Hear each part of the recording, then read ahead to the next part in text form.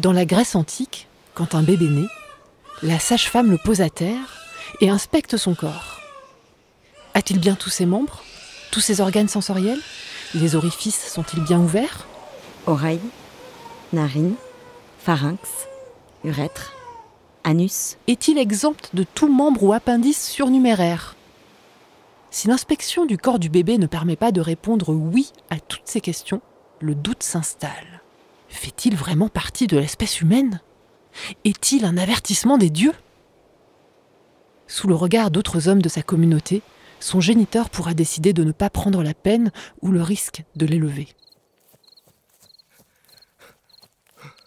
Ce bébé, en qui on n'a pas reconnu la possibilité d'un humain, on l'emmène loin, loin de la ville. On le dépose dans un endroit reculé, au fond d'un trou, ou on l'abandonne sur un radeau, au fil de l'eau.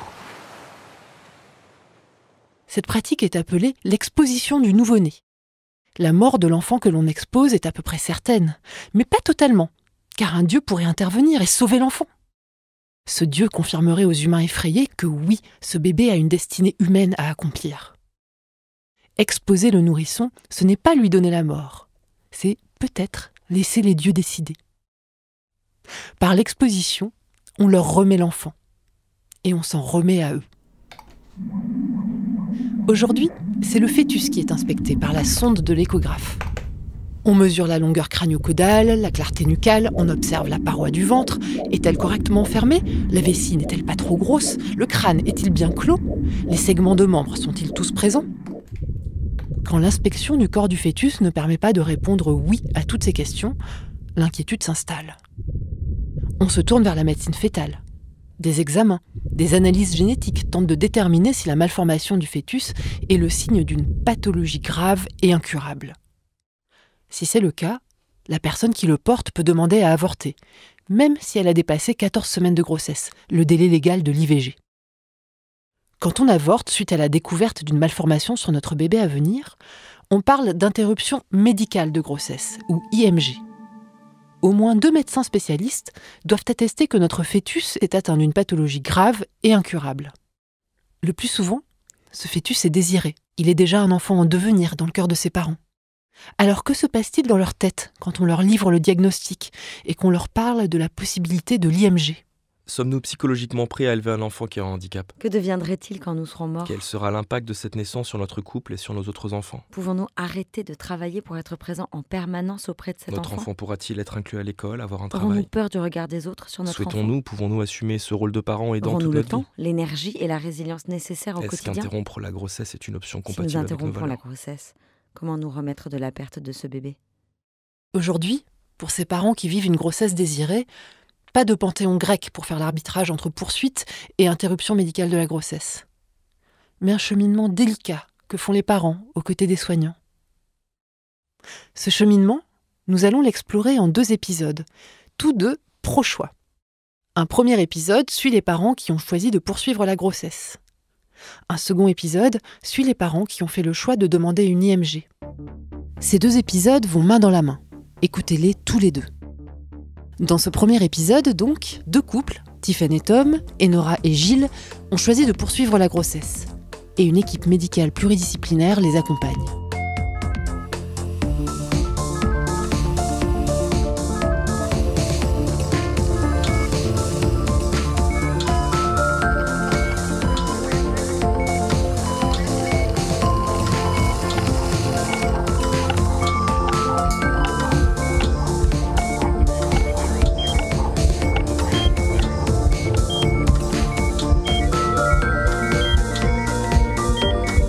Le serment d'Augusta, épisode 14. J'accompagnerai les choix. Première partie. J'accompagnerai la poursuite de la grossesse. J'étais à 13 semaines de grossesse. Tiffen et Tom sont un couple franco-anglais. Ils attendent leur 2e enfant. On était à Londres. C'était un matin avant d'aller au travail. Et pour la petite anecdote, la veille au soir, je me souviens avoir recherché sur Internet spina bifida. Et en me disant après, oh mais non, j'ai pas de risque particulier, c'est pas quelque chose pour nous.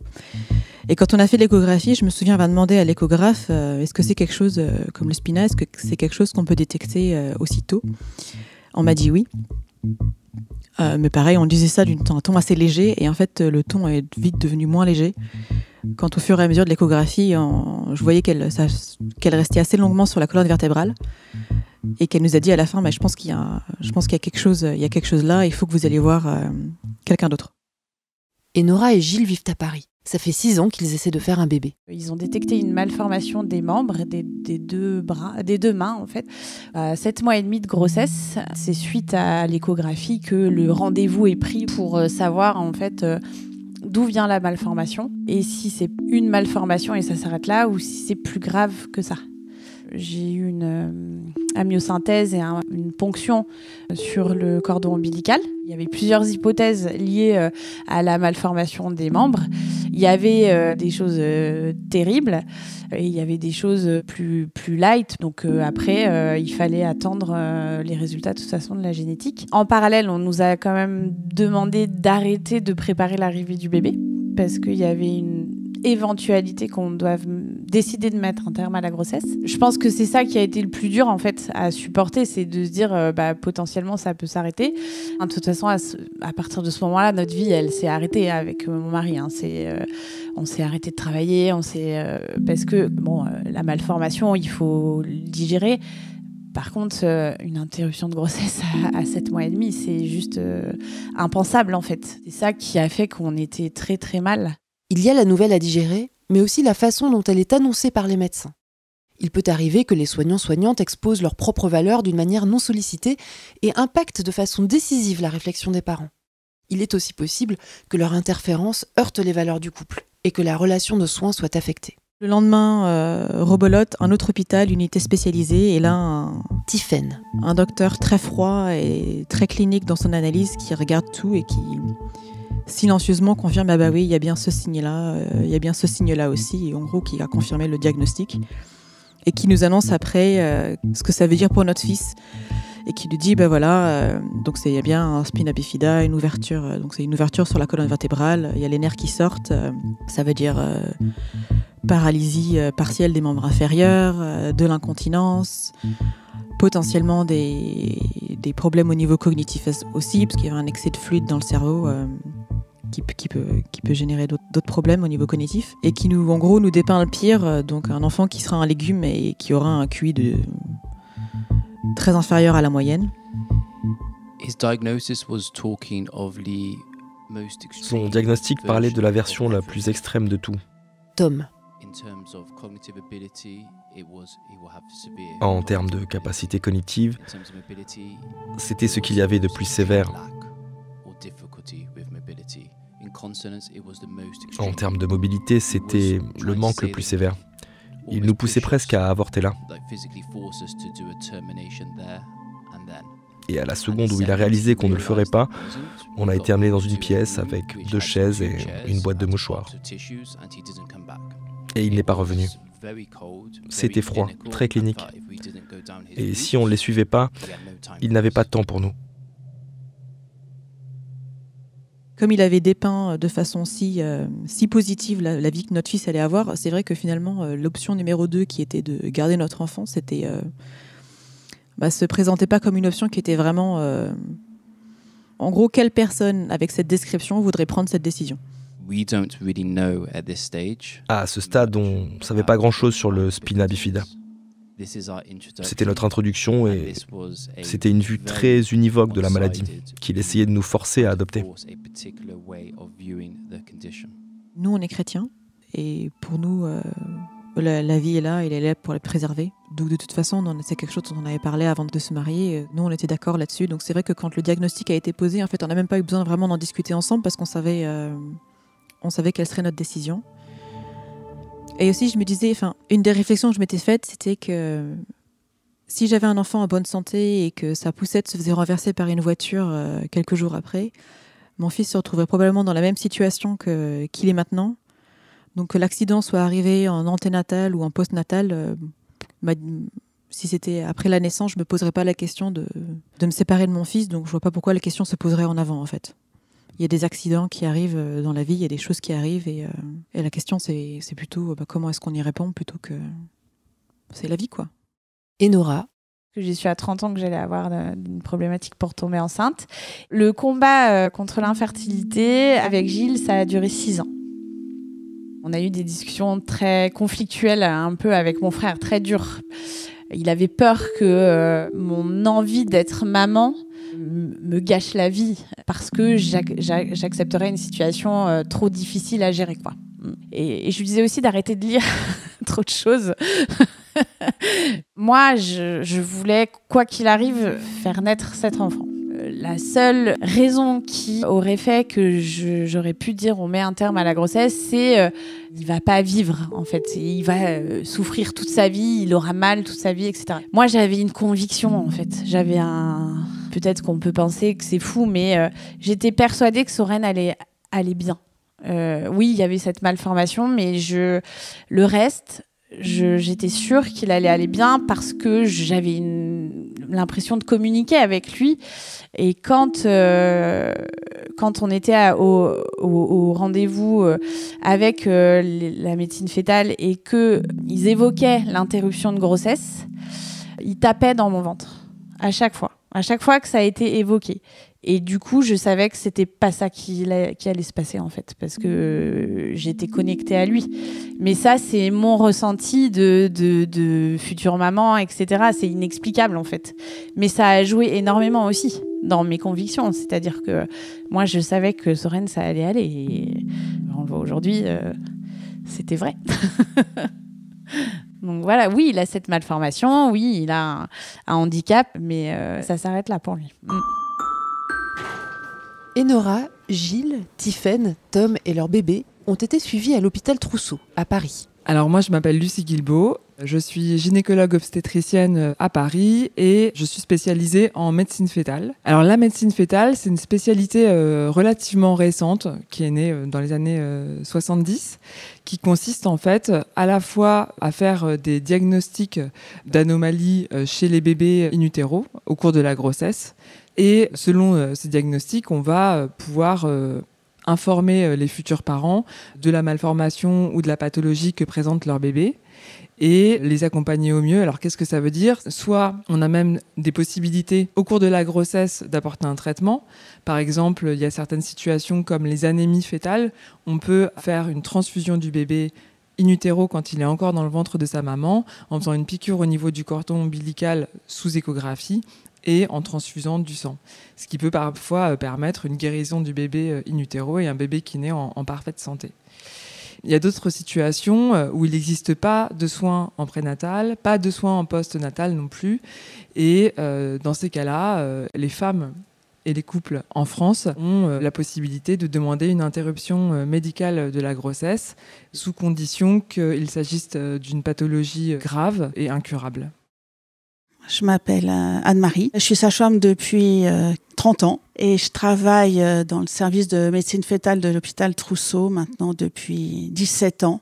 La médecine fœtale, c'est prendre en charge un petit patient qui est encore dans le ventre de sa maman. Quand on a un doute sur une malformation, quand il y a des antécédents qui peuvent nous faire penser qu'il y a un risque de maladie pour ce fœtus, c'est s'en occuper avant qu'il soit né. Et c'est aussi s'occuper de lui dans le contexte de sa famille et de son entourage. Donc on s'occupe du fœtus et de ses parents, du fœtus tout seul, du fœtus et de sa maman. Donc il y a plein d'interactions entre tout ce petit monde. Alors les couples arrivent à la consultation de médecine fœtale quand il s'agit d'une malformation fœtale, le plus souvent avec déjà cette information, c'est-à-dire que le dépistage a été fait, donc le ciel leur est déjà tombé sur la tête. Donc on voit arriver des couples souvent stressés, inquiets. Il y a un bilan qui est fait pour établir cette malformation, d'autres examens, le pronostic. Et quand arrive le moment où on a à peu près tous les éléments pour dire que le pronostic pour cet enfant va être défavorable, c'est-à-dire ça peut être plein de choses très différentes. Ça peut être un pronostic de déficience intellectuelle qui est à peu près certaine, dont le degré, on va dire, est sévère ou modéré à sévère. On n'a jamais, en médecine fœtale, de choses extrêmement précises non plus. Ça, c'est un élément qui est important parce que dans le choix, c'est compliqué aussi. On a souvent un pronostic défavorable avec un degré de sévérité variable qu'on ne saura pas prédire de façon précise avant la naissance. Depuis des décennies, les fictions d'anticipation imaginent que nos destinées humaines pourraient être prédites par la science. Dans le film Bienvenue à Gattaca, sorti en 1997, les enfants sont conçus par sélection génétique. Leurs capacités, leurs talents, leur métier, leur espérance de vie, leur statut social sont entièrement déterminés par leur patrimoine génétique. D'ailleurs, le nom Gattaca est formé des lettres qui correspondent aux 4 bases nucléiques de l'ADN. G pour guanine, A pour adénine, T pour thymine et C pour cytosine. Pourtant, la génétique, même la plus poussée, est loin d'offrir des certitudes. Donc je suis Solveig Haid, je suis médecin en génétique clinique à la Salpêtrière. On n'est pas si prédictif que ça. En fait, on a cette image de la génétique qui est extrêmement prédictive et précise. Mais finalement, faire un diagnostic génétique, parfois, on n'est pas aussi prédictif qu'on voudrait parce que on dit c'est très variable d'un patient à l'autre, et là, on n'est pas forcément capable de donner une trajectoire pour la suite. Là où vraiment on peut avoir un rôle très important, c'est dans les situations d'anomalie chez le fœtus avec une incertitude pronostique. Un diagnostic génétique chez le fœtus, ça va permettre d'en savoir un petit peu plus, savoir est-ce qu'il y aura un handicap ou non, et notamment un handicap intellectuel, parce que c'est souvent la question qui vient au premier plan. Parfois, on n'a pas de diagnostic génétique, ce qui ne lève absolument pas l'incertitude, puisque même quand on va faire des examens génétiques très poussés, de type séquençage de tout l'ADN du fœtus, on n'exclut pas la possibilité d'un syndrome génétique qu'on n'aurait pas vu ou d'un handicap intellectuel. Et en postnatal, ces examens génétiques très poussés ne trouvent un diagnostic que chez 50% de nos patients avec handicap intellectuel malgré des investigations génétiques de dernière génération. Dans une minorité de situations, on va avoir un diagnostic génétique. Alors là, ça peut être très clair, des syndromes génétiques qu'on connaît très bien, qui vont vraiment permettre de donner une information très, très complète au couple. Et puis, parfois, même avec un diagnostic, on va avoir une incertitude. C'est-à-dire qu'on va être dans des maladies rares, voire extrêmement rares, pour lesquelles on a assez peu de données dans la littérature. Et donc, on va rester sur cette notion de risque. Et par exemple, sur troubles du neurodéveloppement, ça peut être extrêmement large. On peut être sur des difficultés pour l'acquisition de la lecture et de l'écriture. Et puis, le spectre le plus sévère, on est dans le champ du polyhandicap, avec des patients qui sont non-marchants et non parlants. Et souvent, on a cette question, après 3/4 d'heure, où on a épluché ensemble la littérature, où c'est finalement, est-ce que c'est grave, docteur, ou pas? Et là, d'emblée, les couples nous lancent dans une subjectivité où il n'est pas toujours facile de se lancer, surtout quand on a l'enjeu en tête, qui est, si je dis que c'est grave, le couple va demander une interruption médicale de grossesse, alors que si je dis que c'est pas grave, a priori, cet enfant va naître, mais potentiellement, il peut aller très mal. Il peut avoir des difficultés pour plus tard. Donc, c'est des consultations qui sont compliquées. Les couples, les parents, ils ont besoin de choses un petit peu concrètes. Anne-Marie Darras, sage-femme. Clairement, par exemple, sur la déficience intellectuelle, l'école, c'est un bon élément parce que tout le monde souhaite aller à l'école et que ça se passe bien. On peut dire, pour ce bébé, ça va être difficile l'école. Le sport, ça risque d'être difficile aussi, ou les interactions avec les copains. Ce qu'on souhaite pour un enfant, c'est d'avoir un enfant qui peut aller à l'école et qui a des copains. Après, qu'il soit champion de foot, qu'il aille aux Jeux Olympiques ou virtuose, on s'en fiche, normalement. Enfin, on s'en fiche. Et ça leur parle. Il faut rentrer dans le concret de la vie d'un enfant et d'une famille. Et puis, on a des retours. Alors, on a du silence. Alors mais ça vient au fil des années. Parce qu'au début, on n'y arrive pas quand on est face à des couples dans des situations quand même qui sont très, très difficiles, de laisser du silence. Il faut laisser des blancs parce qu'il faut le temps de réfléchir. Il leur faut le temps de digérer ce qu'on vient de leur dire. Et ça, je me souviens quand je commençais à travailler, on n'aime pas, on n'arrive pas. Il faut parler, il faut combler, il faut être dans l'action tout le temps. Et en médecine fœtale, il ne faut pas être dans l'action tout le temps. Il faut respecter leur temporalité, il faut ne rien dire, attendre. Et puis les couples, ils nous donnent les réponses aux questions tout seuls. On ne leur dira jamais, alors, que souhaitez-vous faire? Est-ce que vous interrompez la grossesse? Est-ce que vous la poursuivez? En fait, on lance des perches. Souvent, c'est qu'est-ce que vous en pensez? Qu'avez-vous compris? Est-ce que vous avez d'autres questions? Dès qu'on a su qu'il fallait un examen génétique, On a eu une discussion avec mon mari et aussi avec nos proches sur ce sujet, de savoir qu'est-ce qu'on ferait en fonction de ce qu'on allait nous annoncer au niveau de la maladie ou du syndrome.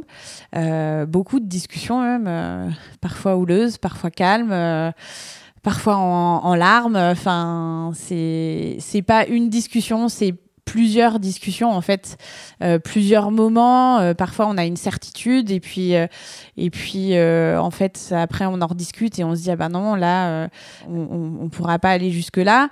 Et Gilles il me disait que le fait qu'il y ait un handicap mental, il n'était pas du tout sûr de pouvoir accueillir un enfant avec un handicap mental sévère, quoi. Donc là-dessus du coup on a dû beaucoup discuter. On n'a pas vraiment pris de décision. On s'est pas dit, s'il a un handicap mental, on arrête ou on continue. On s'est dit, on va voir ce qui se passe et on prendra la décision par la suite. Quand les gens attendent un bébé, désirent un bébé, désirent une grossesse et qu'on diagnostique quelque chose qui les mène à prendre cette décision d'interruption médicale de la grossesse, ils se positionnent déjà en fait dans leur position de parents. Et ça a été démontré par de multiples études de psychologie, parce que le rationnel de ce choix, c'est généralement « moi, j'ai aucun souci dans le fait d'accueillir un enfant handicapé, on a les moyens financiers de lui offrir une belle vie, mais qu'est-ce qui va se passer une fois que nous, on ne sera plus là ?» C'est de ne pas offrir une vie à un enfant qui va souffrir du regard de la société sur son handicap. Ce regard peu amène, l'anthropologue américain Robert Murphy le décrit avec acuité dans son ouvrage « The Body Silent ». Robert Murphy a 50 ans. Il est au fait de sa carrière universitaire quand il découvre qu'une tumeur à la moelle épinière est en train de le paralyser. Il transitionne progressivement d'homme valide à personne en fauteuil. Dans son livre, il analyse la façon dont le handicap le relègue peu à peu à un statut social inférieur. D'intellectuel respecté, il devient un corps silencieux. Une personne qu'on ignore. Pendant le semestre qui suivit mon retour à l'université, je participais à quelques déjeuners au club de la faculté et constatais que l'atmosphère était tendue. Les personnes que je connaissais évitaient de me regarder. Celles avec lesquelles mes relations se bornaient en général à un simple bonjour ne me saluaient pas et elles aussi regardaient avec insistance dans une autre direction. D'autres passaient au large de mon fauteuil roulant, comme s'il avait été nimbé dans un lot qui risquait de les contaminer. Bref, l'ambiance n'était pas des plus agréables. La question qui se pose, c'est est-ce que je dois accueillir cet enfant parce que j'ai ce désir d'enfant, ou est-ce que faire le mieux pour cet enfant serait d'interrompre la grossesse et de ne pas l'accueillir vivant ? Soren, il va bien, et puis c'est un soleil, quoi. Là, il n'y a plus de sujet, en fait. Il n'y a plus de sujet. Alors, on parle de comment il gère certaines choses, est-ce qu'il arrive à prendre son biberon tout seul, etc. Mais comme on le ferait avec un enfant qui n'a pas de malformation, en fait. Et Soren, il évolue bien, il est heureux, il sourit tous les jours. Après, on a toujours, en constance, c'est ce questionnement de est-ce qu'il ne va pas nous en vouloir de l'avoir fait naître comme ça. En tout cas, moi, je me dis, est-ce qu'à un moment donné, il va pas me dire, mais pourquoi est-ce que vous avez accepté que je naisse comme ça ? Pourquoi moi j'ai ça ? Ces questionnements, qui mettent dans la balance le désir des parents d'une part et la qualité de vie de leur bébé d'autre part, sont d'autant plus difficiles à démêler qu'ils se fondent bien souvent sur un paralogisme, une erreur de raisonnement. Les parents valides tentent d'imaginer ce que vivra leur enfant en situation de handicap, mais ce ne sont que leurs projections. Et ces projections sont biaisées. C'est ce qu'explique le philosophe Bertrand Cantin dans son livre « La philosophie face au handicap ». Bachelard nous prévient de l'erreur logique consistant à se mettre à la place de l'homme préhistorique, mais en conservant les exigences de confort d'aujourd'hui. Les représentations visuelles et autres nous assaillent. Nous nous imaginons avançant dans le froid, en ayant faim, en craignant à tout moment le surgissement d'un prédateur. Nous envisageons la préhistoire humaine comme une période terrible, car nous n'aimerions pas y être plongés dans l'état de sensibilité qui est le nôtre. Ainsi, nous ne voyons pas que l'homme préhistorique avait un état de sensibilité adapté à son époque. Par rapport au handicap, beaucoup commettent aujourd'hui une erreur logique similaire en se mettant à la place de la personne handicapée, mais en conservant les réflexes de la personne valide. Il peut pourtant y avoir là un effort louable, mais cela reste un demi-effort. Il y a bien une empathie, mais une empathie qui reste égocentrée. Une empathie plus authentique impliquerait d'écouter davantage ce que les personnes handicapées peuvent nous dire avant de nous imaginer à leur place. Connaissez-vous Marcel Nuss ? Il nous a quittés en février 2024, à 69 ans. Il était un célèbre militant handi. Lourdement handicapé par une amyotrophie spinale, il était aussi marié, écrivait de nombreux livres, faisait des conférences et menait une vie riche et heureuse. Malgré tout, il racontait ceci. Plus de 50 ans après, ma mère continue régulièrement à me dire qu'elle préférerait quand même que je marche, tant cela reste inconcevable pour elle que son fils puisse être heureux dans cet état. Aussi paradoxal que cela puisse paraître pour l'individu lambda, être handicapé ne m'a jamais dérangé à proprement parler. Attendez, je vous repasse cette phrase. Être handicapé ne m'a jamais dérangé à proprement parler. Je crois qu'il n'y a pas que le regard de la société qui pèse sur la perception des parents et sur leur décision de garder ou pas un fœtus présentant une malformation. Il y a aussi ce que la société fait, ou plutôt ce qu'elle ne fait pas, pour soutenir le travail parental. Ce travail parental est déjà peu reconnu et peu accompagné en général. Alors quand il s'agit d'élever un enfant qui a des déficiences, en France, c'est un peu la catastrophe. Les structures adaptées, les professionnels formés, les aides financières, tout ça manque. Ce défaut de dispositif d'accompagnement et d'inclusion a certainement un impact sur les parents.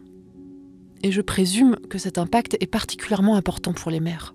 On est arrivé à Trousseau, on n'avait pas seulement un docteur qui était un docteur obstétricien, mais on avait des neurochirurgiens pédiatriques, donc qui suivent ces enfants après la naissance. Tiphaine. Et leur description de la vie après était basée sur leurs connaissances concrètes, ce qui pour nous a beaucoup aidés. Et ils nous ont proposé nos options. Alors je trouve ça dommage que l'avortement soit toujours la première option qui soit présentée, comme si c'était l'option par défaut. Mais ils nous ont parlé des autres options. Donc notamment, on était éligible pour l'opération en anténatale, qui est pas une cure miracle, ça on l'avait bien compris, mais qui permet d'améliorer le pronostic après la naissance. Le spina bifida, c'est un handicap complexe, sévère, qui demande de nombreux soins médicaux tout au long de la vie. Lucie Guilbeault, gynécologue. Ce qui fait qu'en France, si les parents sont demandeurs d'une interruption médicale de la grossesse, celle-ci est considérée comme recevable. Et selon les régions en France, on a entre 75 et 90% de demandes d'interruption médicale de la grossesse pour cette malformation. Parmi les gens qui souhaitent poursuivre la grossesse et accueillir leur bébé, il y a une grande partie qui va demander une intervention in utero au cours de la grossesse. C'est une chirurgie qui est réalisée à peu près à 5 mois et demi de grossesse. L'idée, ça va être de découper autour de la moelle épinière qui est exposée au niveau du dos du bébé, remettre cette moelle épinière dans la colonne vertébrale et refermer par-dessus les méninges, les muscles et la peau du bébé pour que ce soit bien étanche. Alors les bénéfices qu'on attend de cette chirurgie in utero, c'est essentiellement de protéger le cerveau des bébés. Ça permet aussi un petit bénéfice sur le plan de la fonction motrice, c'est-à-dire des jambes, avec un enfant sur 2 qui aura une meilleure fonction par rapport à ce qu'on attendait au vu de l'échographie prénatale. On ne s'est pas du tout senti comme poussé dans une direction ni dans l'autre. Ils nous ont renvoyés chez nous en disant voilà, prenez votre temps, réfléchissez-y. Et puis on a discuté ensemble et on a décidé que c'était ce qu'on voulait faire pour donner les meilleures chances à notre fils. Il n'était pas en train de forcer son point de vue. Il nous disait voici ce qui est possible, voici où il en est, voici ce qu'on peut faire et voici ce qu'on a vu comme résultat. C'était des gens qui avaient plus d'expérience de terrain. J'ai quitté cette consultation, je dirais, pas heureux, mais en paix. On pouvait voir un futur avec un espoir.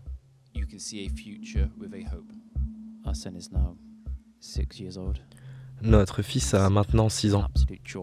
C'est un vrai bonheur. Il a plein d'amis, il est très content. Il adore la vie. Et c'est une immense bénédiction. Gabriel est un garçon formidable, plein de joie et tout sourire. Assez brillant, mais c'est vrai qu'il a, dans notre vie de tous les jours, il y a beaucoup de choses qu'on nous avait prédit en fait.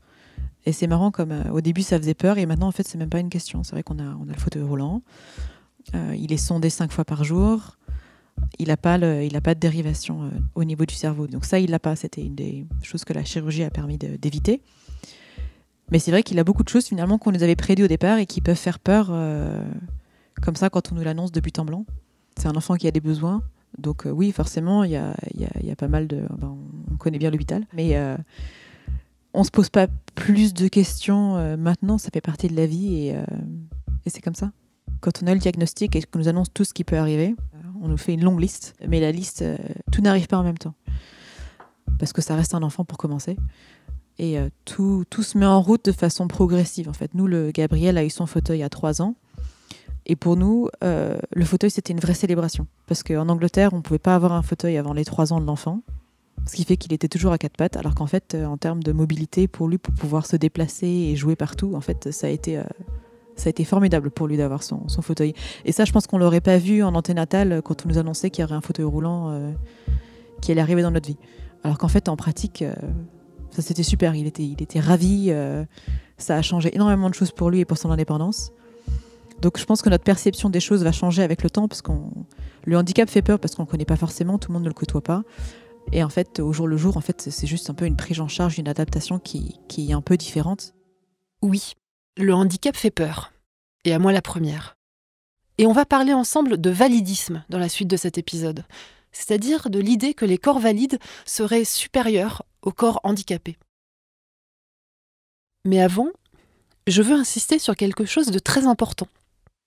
L'idée de ce double épisode n'est à aucun moment de stigmatiser le choix des femmes qui ont décidé de faire une interruption médicale de grossesse. Je soutiens de tout mon cœur nos choix de femmes, quels qu'ils soient. Je nous soutiens quand nous avortons, quelles que soient nos raisons, et je nous soutiens quand nous choisissons d'élever nos enfants, quel que soit leur corps et leur capacité à la naissance. Maintenant que ça c'est dit, c'est reparti. Je vous emmène voir la militante Andy Charlotte Puiseux pour l'entretien qui va suivre. J'évoquais à l'instant ma peur du handicap. Et bien sur la route, je dois vous avouer que je n'en menais pas large. Mes anxiétés sociales, qui sont déjà bien costaudes, sont carrément décuplées quand je suis face à quelqu'un dont le corps sort de la norme. Je lui fais la bise ou pas? C'est pas chelou de se baisser vers le fauteuil? Alors je lui serre la main. Mais est-ce qu'elle peut serrer la main? Je suis nulle, je suis sûre que je vais faire gaffe sur gaffe. Robert Murphy résume ce malaise de façon très efficace. Ce qui rend la relation entre les infirmes et les autres fascinante, c'est qu'elle ne repose pas que sur des petits mensonges, mais surtout sur un gros. À savoir que la déficience physique ne crée pas de différence, alors qu'elle en crée, et de taille. Dans un rapport malaisé, les malentendus s'amplifient et la sociabilité s'inverse. Vous vous rappelez d'Erving Goffman? On a parlé de lui quand on a passé du temps avec les personnes détenues et leurs soignants-soignantes. Erving Goffman définit le stigmate comme une caractéristique, une marque, qui différencie une personne de la norme, comme un fauteuil roulant ou n'importe quel autre handicap visible. Ce que Goffman s'applique à démontrer tout au fil de son ouvrage, c'est que le problème n'est pas la différence elle-même, mais la manière dont la société réagit à cette différence. Les passages sur le malaise que ressentent les valides face à quelqu'un qui a un handicap physique sont extraordinaires. Enfin, en tout cas, moi, je m'y suis retrouvée. Il décrit les allusions prudentes, les mots de tous les jours soudain tabous, le regard ailleurs, le ton faussement léger, la volubilité forcée, la solennité maladroite. En fait, il met en exergue le fait que les valides attendent des personnes handicapées qu'elles les soulagent de leur malaise, qu'elles brisent la glace. J'adore ce passage pince sans rire, qui propose une sorte de manuel sarcastique à destination des personnes handicapées côtoyant des valides. Comme les normaux ont eux aussi leurs ennuis, il convient de ne montrer aucune amertume, aucune rancœur, aucun apitoiement sur soi-même. Les manières se doivent d'être gaies et pleines d'allant. En réalité, les normaux ne sont pas méchants. S'il leur arrive de l'être, c'est par méconnaissance. Il convient donc de les aider gentiment à se comporter avec égard. Il ne faut pas leur retourner leurs affronts, leurs rebuffades, ni leurs remarques déplacées. L'individu stigmatisé devrait au contraire ou bien n'y prêter aucune attention, ou bien s'efforcer avec sympathie de rééduquer son offenseur en lui démontrant point par point, tranquillement et avec tact, qu'en dépit des apparences, il est lui aussi au plus profond un être parfaitement humain. Bon, au final, ça s'est très bien passé avec Charlotte Puiseux, et puis elle m'a expliqué ce qu'est le validisme avec des formules inoubliables. Je m'appelle Charlotte Puiseux, j'ai 38 ans depuis 3 jours. Je suis militante antivalidiste et anti-féministe depuis maintenant de nombreuses années. Je suis docteur en philosophie et psychologue aussi, autrice d'un essai qui s'appelle « De chair et de fer, vivre et lutter dans une société validiste ». Je suis moi-même en situation de handicap depuis quasiment ma naissance, puisque j'ai été diagnostiquée d'une maladie génétique à quelques mois. Donc j'ai grandi en tant que personne handicapée. J'ai été en fauteuil électrique, j'avais je sais pas, 2 ans, quelque chose comme ça. Enfin, je m'en souviens même pas, en fait. Pour moi, j'ai toujours été en fauteuil.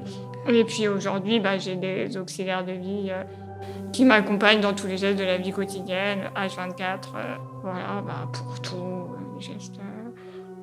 Me lever, aller prendre ma douche, manger, tout ça, quoi. Tout ce qui peut faire votre vie quotidienne, pour moi, je suis accompagnée d'une personne qui m'aide à faire les gestes que je ne peux pas faire. Voilà, à peu près. On parle de personnes handicapées qui ont des besoins spécifiques. L'expression en soi m'énerve un peu. Ça veut dire quoi, besoins spécifiques, en fait? On a tous des besoins spécifiques. Toutes et tous. Et en fait, on vit en société parce qu'on a besoin les unes des autres. Mais il y a des besoins qui sont totalement naturalisés, comme on dit. Je dis souvent qu'il y a des personnes qui achalandent les rayons du supermarché pour que vous puissiez vous nourrir, qu'il y a des médecins qui vous soignent quand vous êtes malade, qu'il y a des instituts qui s'occupent de vos enfants. Tout ça, c'est de l'entraide, en fait. C'est de l'entraide, mais c'est juste naturalisé, c'est-à-dire c'est normal que ça se passe comme ça. C'est pas stigmatisé.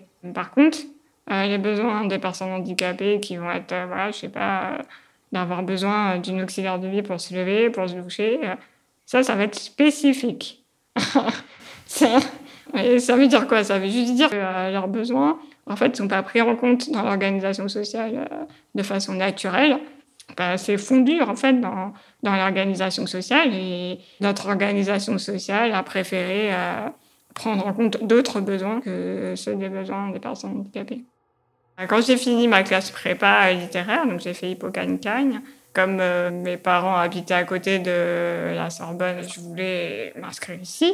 Comme j'avais déjà fait 2 ans de prépa, je devais aller directement à la Sorbonne, le vieux bâtiment historique. Du coup, le bâtiment historique de la Sorbonne était très peu accessible. Comme c'était un bâtiment classé, historique, on ne pouvait pas faire de travaux, c'était très compliqué. Du coup, il y aurait des cours où je pourrais pas accéder. Je me disais, c'est injuste que moi, je puisse pas avoir accès à ce prestige de la Sorbonne. Je me suis inscrite à Nanterre et finalement, j'ai pas regretté, c'était très bien. Mais l'autre fois, j'ai sur les Jeux Olympiques et notamment l'aspect culturel, parce que les Jeux Olympiques, ils les ont organisés dans des lieux historiques. Il y avait un conservateur du patrimoine qui expliquait que c'était très important d'adapter les lieux à leurs époques. Vous voyez, Julien, ça montre vraiment le double discours politique qu'il peut y avoir à ce sujet. Ce double discours crée beaucoup de colère chez les personnes handies. Par exemple, sur ce sujet de l'accessibilité, la loi handicap de 2005 visait officiellement à rendre la France pleinement accessible en 2015. Ce qui s'est passé en réalité, c'est que de nombreuses dérogations ont été accordées, et qu'en 2025, l'accessibilité demeure un problème majeur. Si en France, les discours officiels affichent une volonté d'inclusion et de respect des droits des personnes en situation de handicap, concrètement, les politiques publiques restent très largement ancrées dans une approche institutionnelle et médicale. En France, c'est vrai qu'on a une grande tradition pour penser le handicap, d'utiliser le modèle médical du handicap. C'est une vision vraiment individualiste. C'est l'idée que le handicap, il est vraiment situé dans la personne, dans son être, dans sa corporalité, dans son psychisme. Et cette personne, elle doit être à rééduquer, donc on va l'envoyer dans des centres de rééducation. Et si on ne peut pas en fait, la rééduquer, on va l'envoyer dans des institutions spécialisées, qui sont des vrais lieux d'isolation, de stigmatisation, de discrimination. Ces institutions spécialisées, elles sont vues comme des lieux bénéfiques pour les personnes handies. Le grand truc, c'est de dire c'est les lieux qui répondent le mieux à leurs besoins, alors qu'en fait, pas du tout. Il y a eu des enquêtes qui ont été menées, notamment au niveau international, l'ONU, etc., qui a dit à la France plusieurs fois que sa politique institutionnelle était catastrophique et que ces lieux étaient des privations de droits. Charlotte Puiseux fait ici référence à l'important travail de Catalina de Vendas Aguilar, rapporteuse spéciale des Nations Unies, venue en France en 2017 pour évaluer la mise en œuvre de la Convention relative aux droits des personnes handicapées, ratifiée par la France en 2010. Dans le rapport qu'elle a rendu, elle a alerté sur la tendance française à placer les personnes en situation de handicap, y compris les enfants, dans des institutions spécialisées. Elle a recommandé leur fermeture progressive au profit de services de proximité qui favorisent la vie en société. La politique des pays actuels, c'est de fermer ces institutions. Alors, la France continue à créer des nouvelles places. C'est une vraie privation de droits pour les personnes qui y sont enfermées. Et pour beaucoup, elles pourraient très bien vivre à l'extérieur avec un accompagnement adapté. Et aujourd'hui, clairement, la France ne met pas en œuvre les moyens nécessaires pour créer ces accompagnements. Ce fameux modèle médical du handicap est très inspiré aussi du modèle caritatif. Ça fonctionne un peu en binôme. Le Téléthon, c'est tout l'aspect charitable, toute la tradition caritative que la France aime beaucoup. Et pour cause, venir en assistance aux personnes en situation de handicap nous donne le beau rôle à nous, les valides. Les gens nous disent oui, mais si le Téléthon n'existait pas, il n'y aurait pas d'argent pour financer ces recherches. En fait, peut-être que si, parce que peut-être que l'État se rendrait compte que c'est son boulot de faire ça. Le Téléthon, ils se sont donné un objectif comme très très très très haut. C'est de trouver des médicaments ou des thérapies sur des maladies quand même hyper complexes, quoi. Donc au final, tous les ans, on y est bientôt. Mais il y a quelques résultats qui tombent, mais ça reste très très minime par rapport à l'objectif que se donne le Téléthon. Tous les ans, ça nourrit le fait qu'il faut refaire une émission. Parce que l'année prochaine, on y sera encore presque. Puis l'année d'après, encore presque. Alors que mettre des rampes, je pense qu'en une semaine, c'est fini, quoi. Et en attendant, comme le Téléthon, son objectif, c'est de gagner de l'argent, il va mettre en place tout un système hyper validiste de dévalorisation, au final, des personnes handicapées. Parce que pour dire aux gens, il faut donner de l'argent pour cette cause, il faut dire, parce qu'en fait, ces enfants-là, ils sont malheureux, ces enfants-là, ils vont mourir, ces enfants-là, ils n'auront pas une belle vie, cette fameuse vie qui ne vaut pas la peine d'être vécue. Donc en fait, c'est toute cette logique-là, ce sur quoi repose le validisme. C'est de dire que la vie d'une personne handicapée vaut moins la peine d'être vécue que celle d'une personne valide. Un moment médiatique récent illustre cette logique morbide des vies indignes d'être vécues. Il s'agit de l'interview par le journaliste Hugo Clément d'Anne Ratier, pour Combini. Bonjour Anne Ratier. Bonjour Hugo. En novembre 1987, vous avez décidé de mettre fin à la vie de votre fils Frédéric, qui était lourdement handicapé. Alors Frédéric, il ne pouvait pas marcher, il ne pouvait pas marcher, se il tenir. était tétraplégique, il ne pouvait pas comprendre d'où venait le bruit, il ne pouvait pas comprendre non plus pour manger. À quel moment vous avez décidé de mettre fin à ces jours ? J'ai été poussée par le fait qu'il allait avoir 3 ans. Je savais qu'il faisait 17 kilos, qu'il avait une force nerveuse importante et que moi, je devais déclarer forfait, quoi. Parce qu'on avait visité des centres où, quand un enfant faisait des crises comme ça dans sa coque ou un truc, on lui mettait un coup de Valium. J'ai dit non, c'est pas possible. Qu'est-ce qui se serait passé s'il avait grandi, s'il avait vécu ? À quoi aurait ressemblé sa vie ? Dans un centre, avec des traitements neuroleptiques contre l'épilepsie, sans bouger, sans parler, comme ça, tourner la tête juste comme ça, à se mordre les lèvres. Voilà, c'est ça, sa vie. Sa vie, c'était ça. Vous n'avez jamais regretté votre décision ? Non, jamais. Aujourd'hui encore, je referai la même chose. Et plus le temps passe, et plus je me dis que la vie, elle doit avoir une dignité. Ça doit aller avec. On ne peut pas vivre à tout prix, non. Pourtant, Anne Ratier raconte aussi dans cet entretien que son fils pouvait rire et éprouver du bien-être. Quand je le lançais en l'air, il se mettait à rire et tout. Alors moi, je me suis dit, il est content. Et en fait, je suis allée voir le médecin, le vieux médecin de famille. Alors il m'a dit, non, ne te fais pas d'illusions. Il m'a dit, c'est parce que en le lançant en l'air comme ça, tu lui apportes un bien-être pour le cerveau. Et ce bien-être, il le transcrit, lui, en riant. Il m'a dit, mais passe-le-moi, tu vas voir. Alors je lui ai passé Frédéric et il l'a lancé en l'air et le même rire est sorti, quoi. Il ne s'agit surtout pas ici de stigmatiser cette femme, mais de montrer l'impact mortifère que peut avoir une approche misérabiliste du handicap. À force d'entendre depuis l'enfance que le handicap est une tragédie, à force d'être exclu des espaces sociaux, du travail, de subir des discriminations, comment ne pas finir par assimiler que quand on est en situation de handicap, on ne mérite pas une place égale dans la société ? C'est ce qu'on appelle l'intériorisation du stigmate. Ce phénomène, l'avocate Elisabeth Auerbacher le décrit de façon implacable dans son livre « Babette, handicapée méchante ». Rechercher systématiquement la compagnie de ceux qui ne sont pas handicapés, voilà le but de chacune d'entre nous. Lorsque nous en connaissons un, nous le gardons jalousement comme un objet qu'on pourrait nous voler.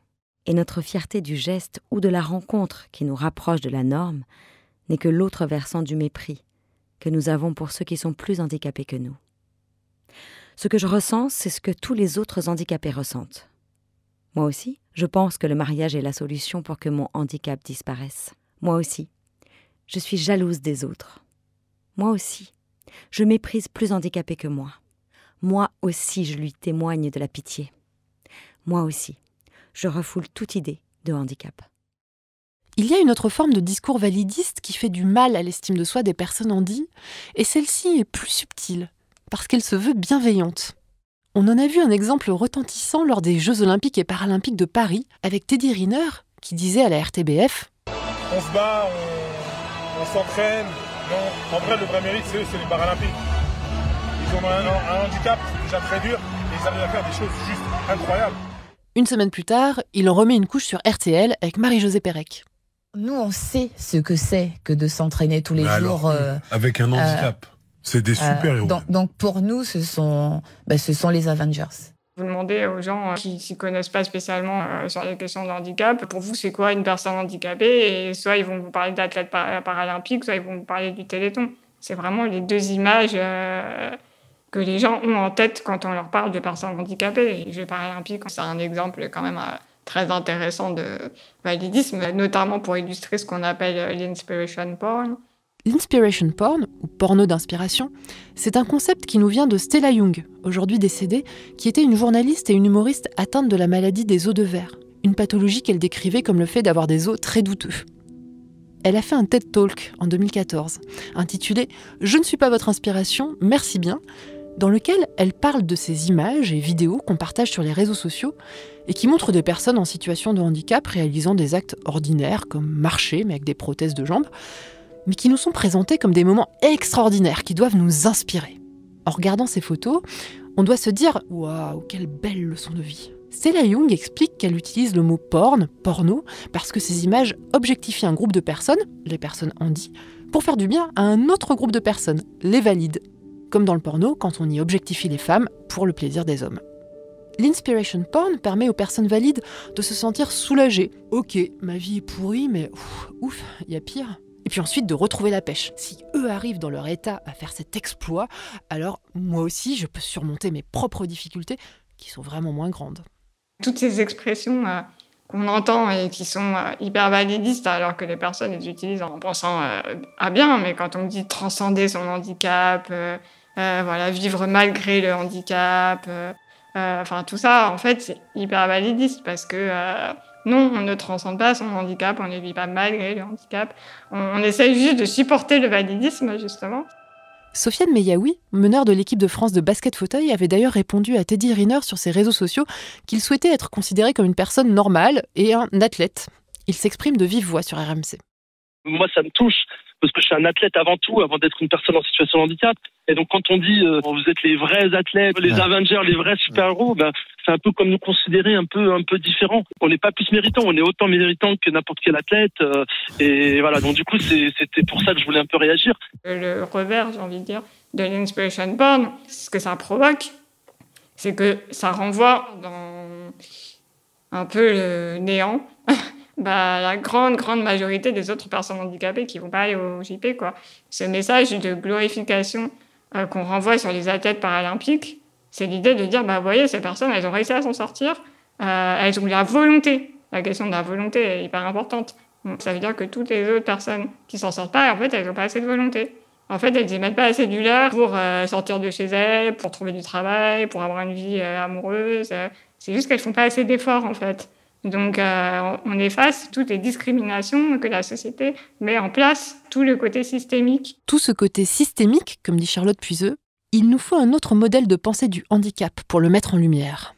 Le modèle social, à l'inverse du modèle médical, l'idée, c'est d'expliquer que le handicap, il est construit socialement par un environnement qui n'est pas adapté. C'est-à-dire qu'une personne, elle va se retrouver en situation de handicap parce que la société ne lui est pas adaptée.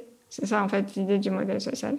Donc, c'est vraiment d'enlever le handicap de la personne, de l'individu qui aurait un corps défaillant à redresser, comme on a vu sur le modèle médical. Le handicap, il peut être compensé par une prise en compte adéquate des besoins, Voilà, c'est le modèle social, c'est vraiment de penser les choses collectivement, de réintégrer, comme on disait, les besoins des personnes handicapées dans la société, et de plus en faire justement des besoins si spécifiques et à part. Alors après, le modèle social, il a eu aussi ses critiques. C'est pas le modèle parfait, intouchable, etc. Il y a des personnes handies qui ont expliqué aussi qu'on ne pouvait pas tout mettre sur le dos de l'organisation sociale, qu'il y avait des symptômes qui restaient liés au corps. Souvent, c'est la douleur et la fatigue qui sont cités. Voilà, c'est des choses qui sont physiologiques. Toute organisation sociale, aussi bien qu'elle soit, ne pourra pas effacer ces symptômes. Par contre, elle peut les accentuer, évidemment. En résumé, le modèle médical dit aux personnes handies « Tu as un problème, il faut te soigner ». Alors que le modèle social leur dit « Le problème vient de la société qui n'est pas adaptée à toi. Ce sont les structures et les mentalités qu'il faut changer. » Mais attention, ce changement de société que revendiquent de haute lutte les activistes handis ne peut pas être une évolution suspendue à l'altruisme des valides. On n'est pas dans le champ de la faveur accordée, ni du geste de charité ou d'assistance. Il n'est pas ici question d'intégration, mais de co-construction. C'est ça que signifie la formule emblématique du mouvement handi « Nothing about us without us ». Rien sur nous sans nous. Ce slogan n'exprime pas seulement une revendication d'inclusion, c'est une exigence démocratique et politique. Les personnes handicapées doivent être les actrices et non pas les objets des décisions qui les concernent. Mais cette transformation va encore plus loin. Elle repose sur une conviction fondamentale. La société ne s'enrichit pas malgré la présence des personnes handicapées, mais grâce à elles. Leur place n'est pas un ajustement, c'est une nécessité pour penser un monde réellement juste et humain. Le philosophe Bertrand Cantin écrit que l'homme est ontologiquement un être en situation de handicap. La fragilité n'est pas une exception, elle est au cœur de la condition humaine. Qu'est-ce que t'en penses, toi, Emmanuel ? J'exprime ça un peu différemment. Je considère plutôt que la dysfonction, c'est la norme. Elle fait partie de nos vies et la maladie, le handicap, ce sont des dysfonctions comme les autres. Comme par exemple être prisonnier de ses inhibitions ou de ses peurs, de ses colères, même de son passé. Ou encore d'être nul en amour ou en amitié. Ce qui est important, c'est de pouvoir dire ces dysfonctions qui nous composent, de les dire simplement, sans renoncement. Au final, je pense que la question, c'est pas de savoir s'il y a des gens avec une maladie ou un handicap et d'autres non. Ça serait plutôt d'essayer de demander à chacun quelle est sa dysfonction, même si je me rends bien compte qu'il y a des dysfonctions qui sont plus gênantes que d'autres. Le mouvement CRIP, que Charlotte Puiseux a popularisé en France, a beaucoup agi pour sortir de cette binarité valide-handicapé. Le CRIP et le queer ont beaucoup en commun. Le queer voit le genre comme un continuum et comme quelque chose de fluide. Le CRIP envisage le handicap comme un continuum qui concerne tout le monde. Comme tu dis, on a tous des dysfonctions. Et aussi comme quelque chose de fluide et d'évolutif, parce qu'on est tous un jour dépendants des autres. En tout cas, quel que soit l'endroit où on se place dans le continuum du CRIP, je pense que la société pourrait chercher à mieux inclure la dysfonction. À ce titre, il y a vraiment une occasion manquée qui se répète. Moi, je trouve ça vraiment dommage que les enfants avec un handicap et les enfants valides ne puissent pas se croiser davantage à l'école. Ça permettrait à chacun de montrer sa déficience, sa vulnérabilité, sans que ce soit un sujet. D'une façon plus générale, moi je rêve que quand on est dans la situation de prendre la décision d'accueillir un enfant qui va être porteur de handicap, eh bien on ait le soutien de la société qui serait plus solidaire, plus présente à nos côtés. Si on reprend la situation de ces parents qui ont été laissés dans une pièce vide avec une boîte de Kleenex, on peut réfléchir et se dire qu'accompagner un choix, c'est ne pas le dicter, même pas implicitement, mais que ça serait plutôt créer un espace dans lequel le choix il peut être ressenti, peut être pensé et il peut être traversé sans se presser. Et donc en tant que soignant, je pense que notre rôle, c'est probablement de créer un espace chaleureux dans lequel le choix il est ni imposé, ni abandonné. Et il faut aussi accompagner les ambivalences. Il faut pouvoir les dire, il faut pouvoir leur faire une place, il faut pouvoir rester aux côtés de celles et ceux qui la traversent. Je me souviens d'une patiente qui avait eu une interruption médicale de grossesse pour une anomalie cérébrale au 3e trimestre de la grossesse. Anne-Marie Darras, sage-femme. On n'avait pas trouvé de cause génétique, on ne savait pas à quoi c'était dû. Elle revient nous voir pour un an après, une nouvelle grossesse.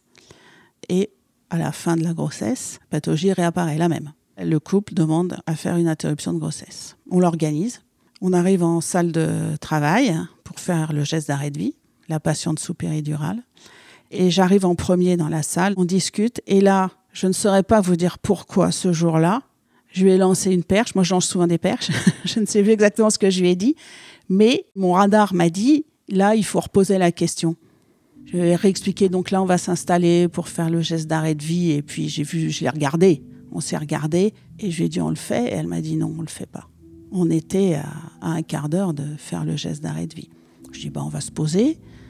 Le médecin est arrivé. Je lui en parle. Ils ont rediscuté ensemble avec son mari. Et donc, la patiente n'a pas fait l'interruption de grossesse. Pour que j'ose dire un truc pareil, ça pouvait être du grand n'importe quoi, de remettre en cause un truc qui était organisé. Je l'ai revu par hasard, moi, dans la rue, parce qu'elle habite dans le coin, et le petit allait plutôt bien. Elle me dit, c'est bien comme ça, on verra bien ce que la vie nous réserve, mais pour l'instant, on est très contents. Et moi, je suis très contente de conclure cet épisode en chantant avec vous ce poème de Charlotte Puiseux, de Chair et de fer. Il dit la beauté et la vulnérabilité et la puissance de la lutte antivalidiste, et il a été mis en musique par James Elegance. Je vous retrouve ensuite dans le 2e épisode pour accompagner les parents qui ont choisi l'interruption médicale de grossesse. Nous sommes de chair,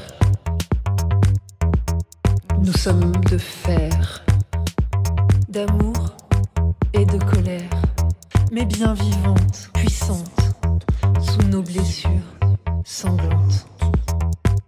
Nous sommes Frida Kahlo, du haut de sa colonne, des clous, et sa souffrance en nous résonne. Nous sommes plaies, cassures, cicatrices, douleurs, dans nos corps, sur nos corps, la rage, pour seule armure. Merci du fond du cœur à vous, soignants, soignantes ou soignés, qui nous avez confié votre parole.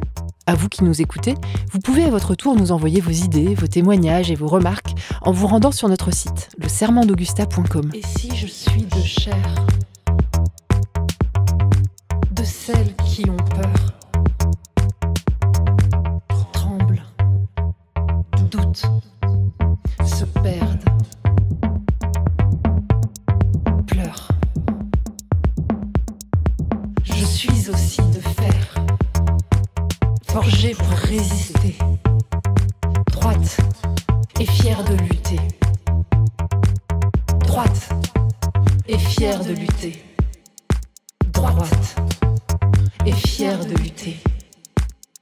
Droite et fière de lutter.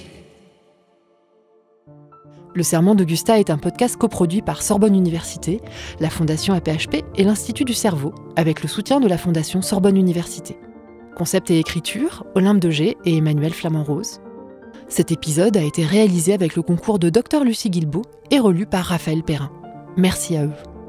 Réalisation Elisa Grenet, musique James Elegance, lecture Florian Chauvet et Alexandra Sismondi. Avec la participation des journalistes Rosane Le Saint et Stéphanie Estourné.